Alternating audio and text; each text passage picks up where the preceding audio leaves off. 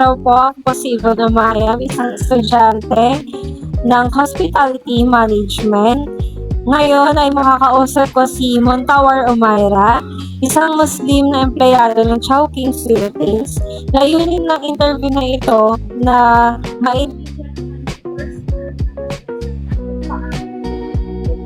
ang multicultural diversity sa workplace. Sa personal question po, paniwala mo at sa trabaho, paano mo nababalanse ang pagiging Muslim at ang trabaho mo sa Chowking? Sinisigurado ko na kahit busy sa trabaho, hindi ko nakakalimutan ang faith ko, ina-adjust ko lang ang routine para magawa pareho. Sa halal food naman po, may mga naging challenge ba sa halal food habang nagtatrabaho ka dito? Oo, minsan, mahirap kasi hindi lahat ng pagkain halal pero nagdadala ako ng sariling baon para safe. Sa oras ng dasal po, paano mo inaayos ang schedule mo kapag oras ng dasal po? Nakikipag-coordinate ako sa manager para makasingit ng short break tuwing prayer time o kaya po nag-request po ako ng RT para po may time pa po ako mag-pray. Okay po, sa pagkakakilanlan or identity nyo po, ano ang pakiramdam ng pagiging Muslim sa isang fast food chain na iba-iba ang kultura ng staff po dito?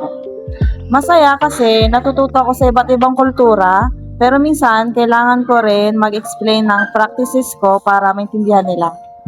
So, sa personal growth naman po, sa tingin mo, paano nakatulong ang trabaho sa Chowking sa personal at career growth mo?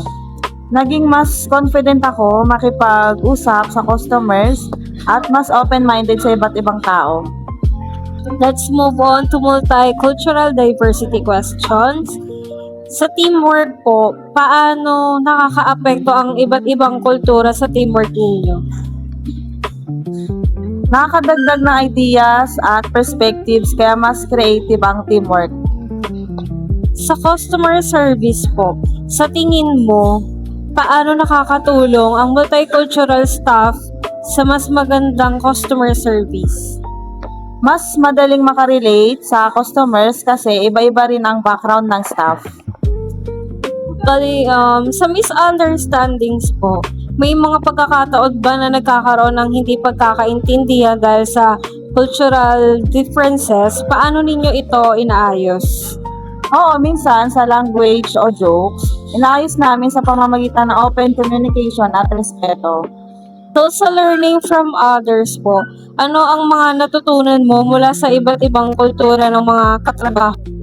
Natutunan ko ang iba't ibang food traditions at values nila, kaya mas na-appreciate ko ang diversity. Sa inclusivity po, ano po sa tingin mo ang pwedeng gawin ng Chowking para mas maging inclusive sa lahat ng empleyado? Siguro mas maraming awareness programs para maintindihan ang iba't ibang faith at kultura.